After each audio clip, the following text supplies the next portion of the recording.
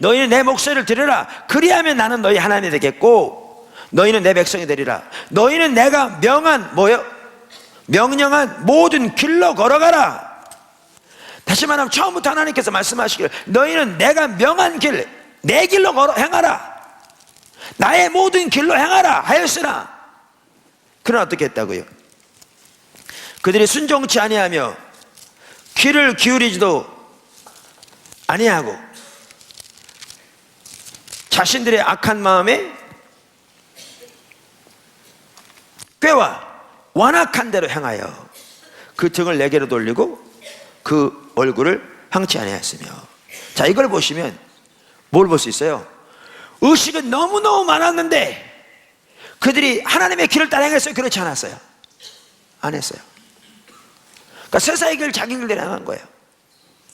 오늘날 인도에까지 가서 양품을 사다 예배드릴 만큼 뛰어났다니까요.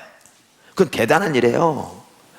우리나라에서요 중국 저 끝까지 가서 향품 사오고 보다 절대 가깝지 않아요. 한번 상상해 보세요. 상상이 되십니까? 안 돼요. 자기들이 직접 안 갔더라도 그 상인들이 거기 사온 거면 얼마나 비쌌겠어요. 수개월을 그 험난한 길을, 그 강도의 위험 다 통과해서 거기 가서 사와야 되는데 그렇게 해서 온 향품이면 얼마나 값비싸겠냐고요. 얼마나 소중하겠냐고요. 그거를 하나님께 번제로 드릴 만큼 안식일을 말할 것도 없고 그렇게 헌신적으로 드렸으니까 진짜 뛰어났는데 그들은 하나님의 길을 따라 살지 않았어요.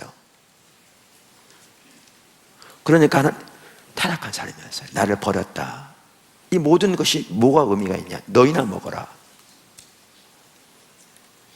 그러면서 내가 너희를 애굽에서 건져낼 때부터 너희에게 명령한 게 이 의식이 아니라니까. 이 말은 안 말씀하셨다는 게 아니라 이게 가장 핵심이 아니라니까. 초점이 아니니까. 너희는 내 길로 행하는 거라니까. 너희는 내 목소리를 청정하라니까. 이게 지금 말씀하시잖아요. 그래서 여러분 여기 보시면 의식이 아무리 많아도, 종교적인 헌신이 아무리 많아도 자기 길을 따라 살면 그것은 타락한 삶입니다. 그러니까 이사야 시대가 이해가 되는 거죠. 근데 우리 신앙이 타락하면 그런 관점이 가려지기 때문에 의식만 잘하면 그게 하나님 사랑하는 거라고 생각하는 거예요. 살아가는 방식은 세상 방식대로 그대로 살아가면서, 때로는 사역하는 것은 세상 방식대로 그대로 하면서, 그러면서 우리는 새벽기도 안 빠지고 철야기도 많이 하고 금식기도 많이 하기 때문에 하나님이 우리의 기도를 들으시고 우리가 원하는 걸 해줄 줄로 생각한다고요. 왜? 이해가 달라져 있으니까. 이해가 달라졌으니까. 보이시죠? 의식이 아무리 많아도 자기 길을 따르는 삶을 살면 그것은 타락한 삶입니다. 자기중심적인 삶이 타락의 본질이기 때문에 그렇습니다. 자, 이제 여기까지 보면 우리는 뭘 볼 수가 있냐면 인본주의의 심각성을 볼 수 있습니다. 그래서 얼마나 죄인가 라는 걸 볼 수 있죠.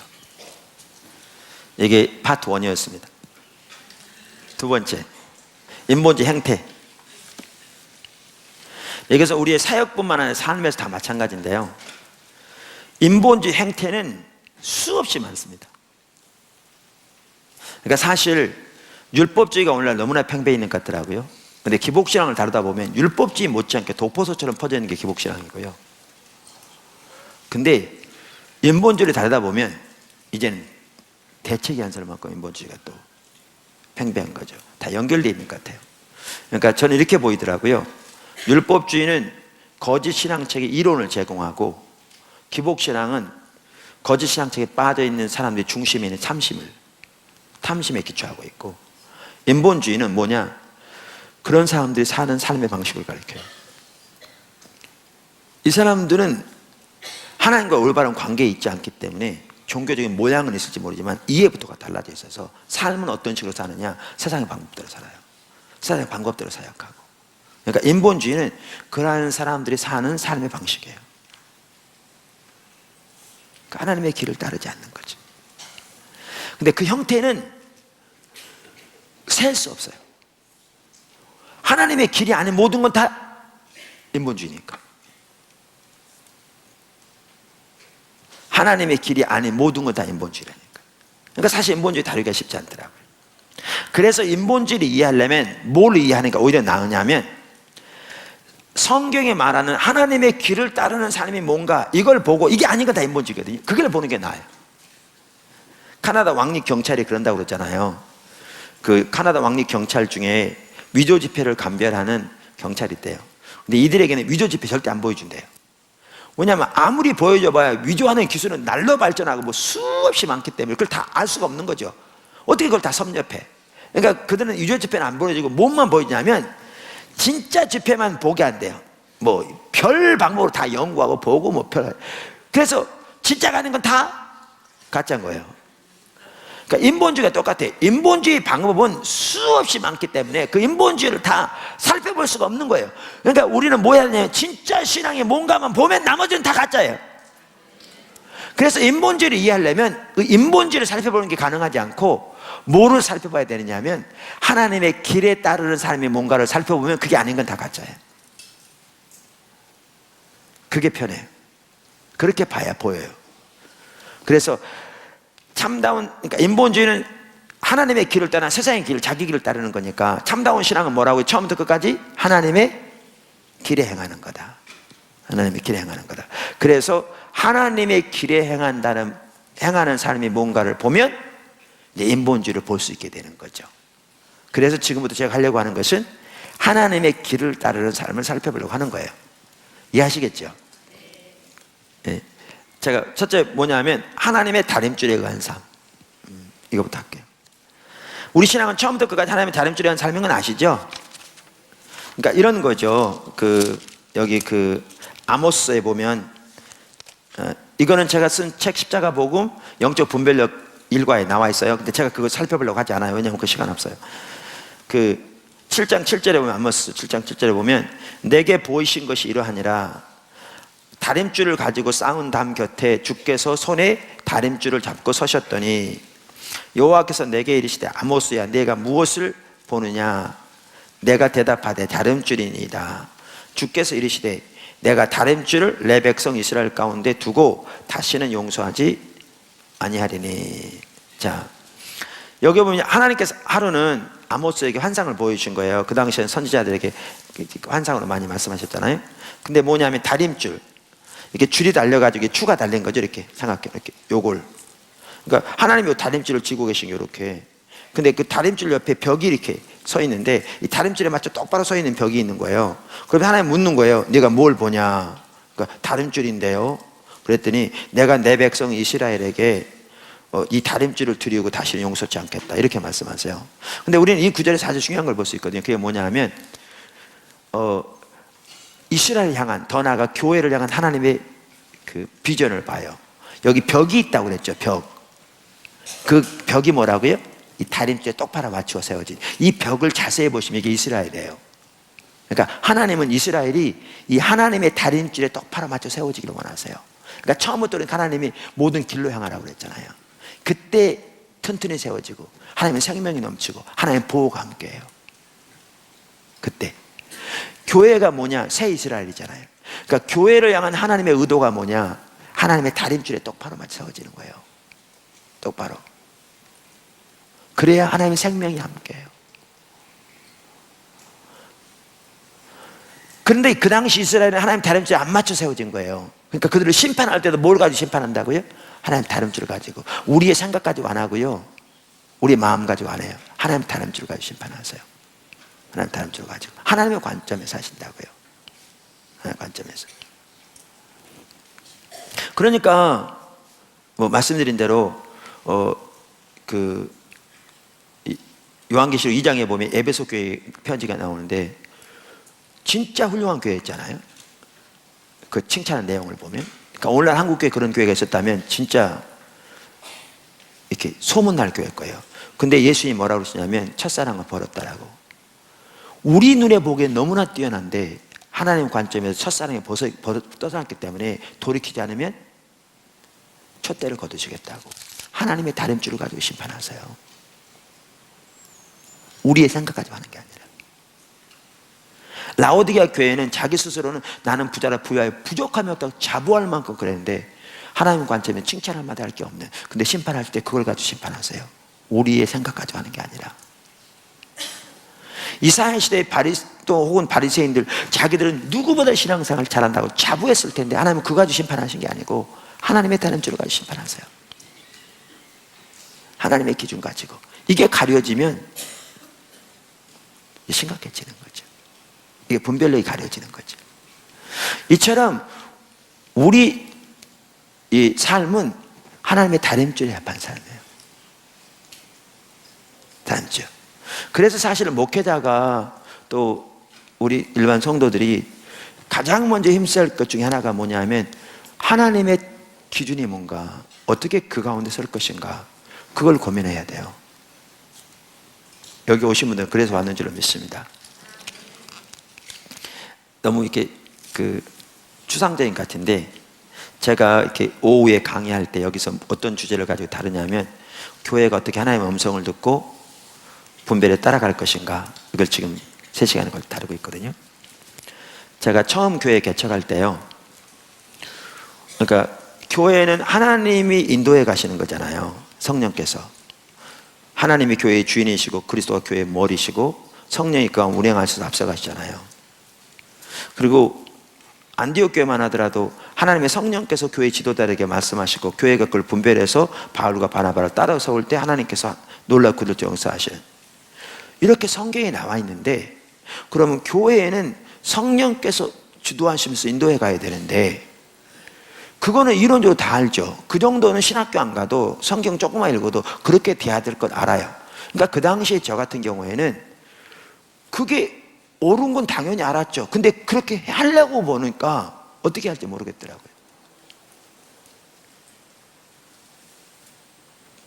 제가 그렇게 하나님이 하신다라고 말할 때 그거를 부인하는 사람 없어요. 근데 어떻게 그렇게 해야 되나? 어떻게 성령께서 인도해 가시고, 어떻게 해서 교회가 그 성령께서 인도해 가신 것을 듣고 어떻게 교회가 따라가나, 이거를 배우려고 보니까 배울 데가 없더라고요.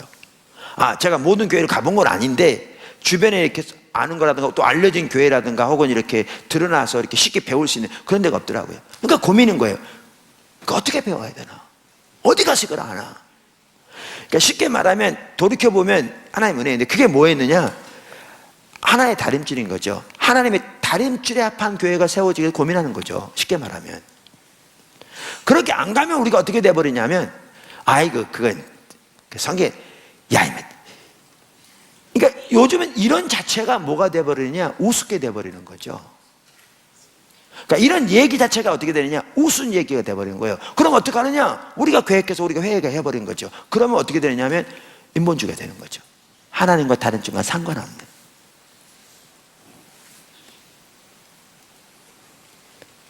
그렇게 가버리는 거죠. 그러니까 모든 면에 하나님의 다림줄이 중요한 게요, 그러니까 하나님을 아는 게 우리 신앙이 가장 중요한 건데, 그래서 호세아 시대는 하나님을 아는 지식이 없어서 망한다고 그랬는데, 그런데 바리새인들에게 당시 하나님을 아닙니까? 라고 물으면 뭐라고 그랬을까요? 그들은 누구보다 하나님 잘한다고 자부했죠. 성경 지식이 누구보다 뛰어났으니까. 그러니까 로마서 2장에 보면 그들은 자기들이 빛이라고 자부했다니까요. 근데 예수님은 그들에게 너희가 하나님을 알지 못해 망한다고 말씀하신 거죠. 표현은 다를지 모르지만. 왜? 하나님을 안다는 게 무엇을 말하는지 다른지 가려진 거죠. 그 말의 의미조차 가려진 거예요. 바리새인은 누구보다 하나님을 사랑하라, 마음과 뜻과 성품을 다해, 그게 가장 큰 계명인 걸 알았어요. 여기다 그 구절을 붙이고 다니고. 근데 예수님은 그들에게 요한복음 5장 42절에서 나는 다만 너희 속에 하나님을 사랑함이 없어 말한노라. 그들은 누구보다 하나님을 사랑한다고 자부했죠. 왜? 그 많은 의식들을 했으니까. 근데 하나님의 관점은 전혀 하나님 안 사랑했죠. 그러니까 뭐라고 말씀하시냐, 나는 다만 너희 속에 하나님 사랑함이 없어 말았다. 하나님 다림줄이 가려진 거죠. 가장 기본적인 것을부터 그 말이 무슨 뜻인지가 가려진 거예요.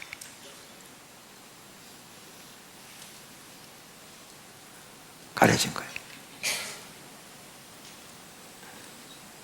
어떤 분이, 제가 처음에 교회 개척할 때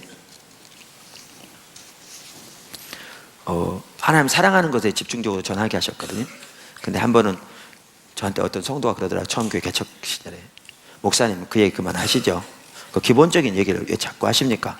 우리 하나님 사랑하니까 교회에 나왔지, 그 기본적인 얘기를 왜 자꾸 하시냐고 그러더라고요.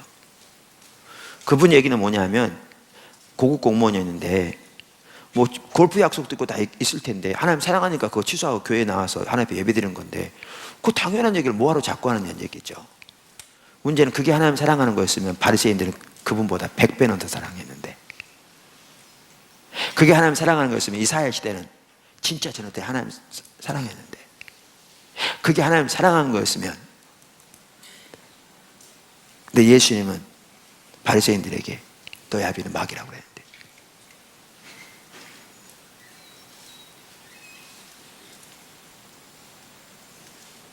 그러니까 제가 이걸 설명할 시간이 없습니다. 십자가 복음 책 보십시오. 잘 모르는 분들. 근데 제 말하고자 하는 것은 가장 기본적인 의미가 가려지는 거예요. 이해가 달라지는 거예요. 이해가. 그게 다림질이 가려지는 거죠. 우리의 생각 가지고 하나님 판단하지 않는다니까. 예배만 해도 그래요. 그러니까 이사야 시대 보세요. 성경대로 안식일, 성경대로 월삭, 성경대로 모든 대의 절기 얼마나 잘 지켰어요. 어떻게 일주일씩 막 지키잖아요. 진짜 성경대로 수송아 수염소 어린 양 등 성경에 규정한 제물들, 그것도 가장 살찌고 가장 좋은 것을 무수히 성경대로 기도하고 금식하고, 그러니까 그들의 예배가 얼마나 하나님께 상달된다고 생각했어요. 근데 하나님 뭐라고요? 소돔 백성 고모라의 백성이라 그걸 증오한다고. 안 받으시다. 왜? 하나님의 기준이 안 맞았거든요. 이 말은 얼마나 더 자리야 기준에 맞냐 그 얘기 아니죠. 그들은 의식은 가득했을지 모르지만 하나님이 정작 원하시는, 하나님 알고 사랑하는 삶에 철저히 떠난 그들의 삶은 자기 방법, 세상의 방법대로 살아가는 인본주의가 가득한, 율법주의 가득한, 그러니까 그 모든 의식이 아무런 의미가 없는, 그러니까 이 관점이 가려지니까 자기들의 예배가 어떤 게 참다운 예배인지도 모르는, 하나님은 하나님의 기준에 합한. 무슨 말 이해하시겠어요? 우리 신앙은 철저하게 하나님의 다림줄 기준에 합한 사람입니다. 그러니까 사실 우리가 제일 고민해 줄 게 하나가 하나님의 기준이 뭔가를 고민해야 합니다. 사람들이 어떻게 하는가가 아니고, 왜? 거기 하나님은 생명이 넘칠 거니까. 거기 하나님 생명이 넘칠 거니까. 예. 조금 뭐 이해될랑 말랑 하기도 하고, 조금 알 것도 같은데 무슨 말인지 잘 모르겠고, 예. 괜찮습니다. 그냥 넘어가야지. 여기서 어떻게 하겠습니까? 두 번째, 하나님의 다림줄에 의한 삶이라는 것은, 그러니까 하나님의 방법에 의한 삶이라는 것은 또 뭐를 포함하느냐면요, 하나님의 음성을 듣고 순종하는 삶이 포함됩니다. 그러니까 이게 포함됩니다. 그러니까 무슨 말이냐면, 사역만 하더라도요, 우리가 하나님에서 뭔가를 계획해서 하는 게 사역이 아니거든요. 하나님이 자기 목적을 이루어 가시면 하나님 사람들에게 보이세요. 그럼 하나님 사람들이 그걸 보면 그 일에 동참함으로 하나님이 역사하시죠. 그러니까 모세의 그 출애굽 사건을 보면 알아요. 하나님께서 이스라엘 백성을 애굽에서 건져내셨는데 이게 모세가 계획한 게 아니었어요. 처음에 모세가 하려고 그랬어요. 사람만 죽이고 도망하는 시대가 됐죠. 정작 하나님께서 그들을 건져낼 때는 모세가 한 게 아니고 하나님이 모세에게 오셔서 하나님의 계획을 알리세요. 내가 건져내려 한다. 동참하라는 얘기죠. 그러니까 하나님 뭘 보이세요? 하나님 목적을 보이세요. 잘 기억하실 것은 하나님의 목적을 보이실 때 우리가 동참하는 거죠. 여러분, 방주를 만들어서 새로운 인류를 하나님이 만드시는 거 대비한 거요, 노아의 계획이 아니었어요. 노아는 그 상상도 못했어요. 하나님이 그 시대에 하나님의 계획을 가지시고 노아에게 알리신 거예요. 노아에게. 이처럼 성경에 나오는 사역은 우리가 하나님에서 계획해서 한 게 아니에요. 그건 우리 중심적인 사역이에요. 그게 아니고 하나님이 하나님의 계획을 우리에게 알리세요. 하나님 사람들에게. 이게 비전과도 관련되고 소명과도 관련되고. 그래서 하나님의 계획을 알리시면 이제 하나님의 목적에 동참하는 거죠. 근데 잘 들으실 것은, 예를 들면 모세의 경우를 보더라도 하나님의 목적에 동참하되, 그럼 모세에게 이제 애국 가서 그럼 네가 한번 열심히 한번 해봐 이렇게 안 했어요. 우리는 어떤 사람들은 하나님의 목적을 보았다 그 다음에 자기가 하려고 그래요. 안 그래. 하나님이 하나님의 목적을 계시하실 뿐만 아니라 하나님의 방법을 계시하세요. 왜냐하면 하나님의 목적은 하나님의 방법으로만 되어져요.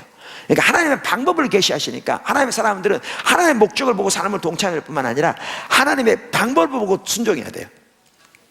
모세만 하다 하나님은 구체적으로 이렇게 해라 저렇게 해라 말씀하셨어요. 처음에 찾아가서 이스라엘 장로들을 만나라, 가서 이렇게 말하라, 안 듣거든 이렇게 해라, 그들과 함께 바로를 찾아가라, 안 들으면 이렇게 해라, 이렇게 목적을 알려주시고 그 목적에 동참하도록 하실 뿐만 아니라 하나님의 목적은 하나님의 방법으로 이루어지니까 하나님의 구체적인 하나님의 방법을 알려주세요. 그러니까 하나님께서 여리고성을 무너뜨릴 때 하나님 방법을 알려주셨고, 요동강을 건너 하나님 방법을 알려주셨고, 모세에게도 반석에서 물을 낼 때도 한 방법 알려주셨고, 두 번째는 말하라고 그랬는데 쳤다고 그래서 거룩함 들여지지 않았다고, 그것 때문에 가나안 땅에 안 들이쳤죠. 마라에 쓴물을 닥쳤을 때 하나님의 방법을 알려주시고, 이렇게 하나님의 방법을 알려주세요.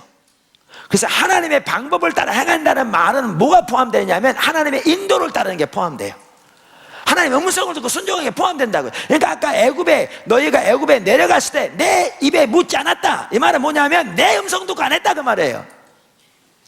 그러니까 내 방법을 안 따랐다, 그러니까 세상의 방법을 따랐다는 얘기지 내 방법을 안 따랐다는 얘기죠.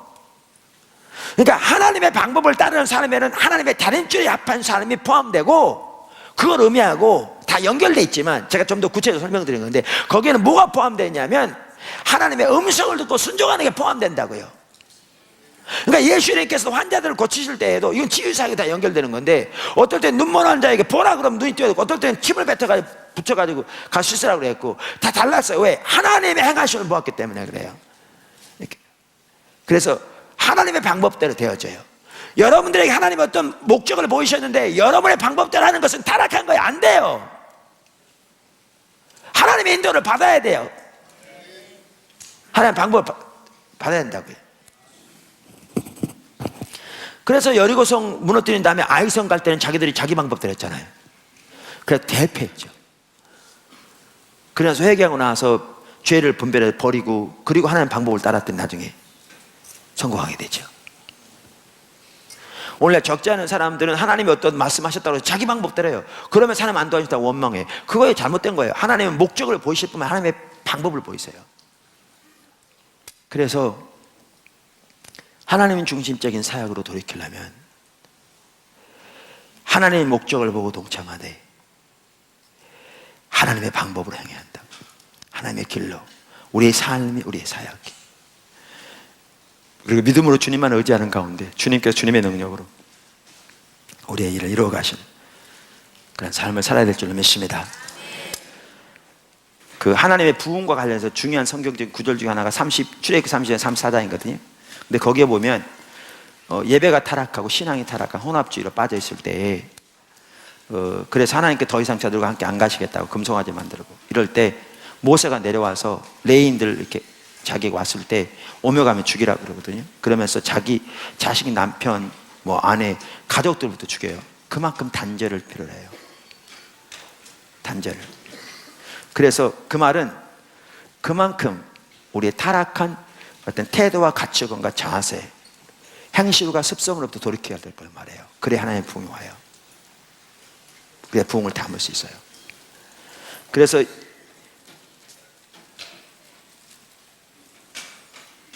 이 로이드 존스 목사님도 이렇게 얘기하거든요. 하나님 부흥의 역사를 연구해보면 한 번도 부흥이 교회의 공식적인 행사로 온 적이 없다고. 왜? 진이 오염되어 있기 때문에. 이스라엘 시대에, 예수님 시대에 그 당시에 하나님의 역사가 시작되면 당연히 그들은 바리새인이나 제사장들 통해서 대한다고 그랬겠죠. 그들이 제도를 가지고 있고, 그들이 성경을 가지고 있고, 그들이 돈을 가지고 있고, 인력을 가지고 있었으니까. 근데 나사렛 예수님을 통해서 했거든요. 루터 시대, 웨슬레 시대 한 번도 부흥은 교회의 공식적인 활동의 적이 없다. 강한 진술이라. 이 말은 교회를 그러면 분리시키란 말이냐? 아니죠. 그만큼 철저한 구별이 필요하다는 거죠. 이 구별은 제도적인 면도 포함할지 모르지만 그게 우선이 아니고, 다른 새로운 교단 아니고, 새로운 조직 아니고, 그 진이 오염됐단 말은 철저하게 인본주의로 오염된 걸 말하죠. 기복신앙, 율법주의, 거기에 한 부분 핵심적인 인본주의로 오염된, 거기에서 철저한 구별을 말하는 거죠. 얼마큼 철저한 구별이냐? 거기 출애굽기 32장에 나온 것처럼 바로 가장 가까운 사람부터 죽였을 만큼 그렇게 표현하는. 그러니까 사람을 죽이라는 얘기가 아니라 그만큼 기꺼이 대가를 지불하고 구별된. 그래야 뭐를 담을 수 있느냐? 하나님의 부흥을 담을 수 있습니다. 하나님의 길을 따라 행해야 한다. 기도하겠습니다.